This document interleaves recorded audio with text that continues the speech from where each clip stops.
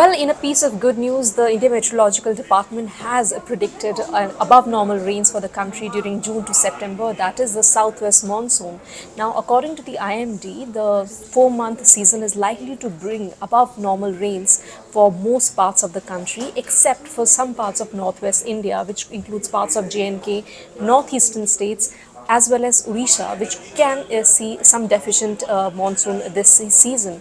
Now, according to the weather department, the overall conditions are pretty favorable for good rains over the country. That means, first of all, El Nino effect. If you remember, the El Nino had begun last year. It's very unfavorable for the monsoon. However, the good news is that it's now moderate, and by the end of May, it may transition into neutral conditions, and then eventually by the second half of the monsoon, La Nina conditions could develop.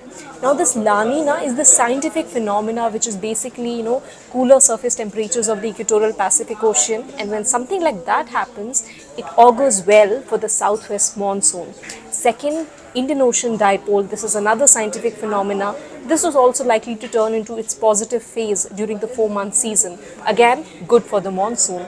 And thirdly, according to the IMD DG, Dr. M. Mohapatra, this time the snowfall cover over the northern hemisphere was also quite less, which is again, favorable for the monsoon. So overall, the conditions are seem very positive, and this is good considering that last year, if you remember, we had a subpar monsoon. Parts of Uttar Pradesh and Bihar had below normal rains. Monsoon, it's important to note, is extremely critical for an agrarian economy of India because it provides 70% of the annual rainfall. IMD will update its forecast by the end of May. That is when the monsoon starts making its onset over Kerala, and this 4-month season actually determines the agricultural production over the country.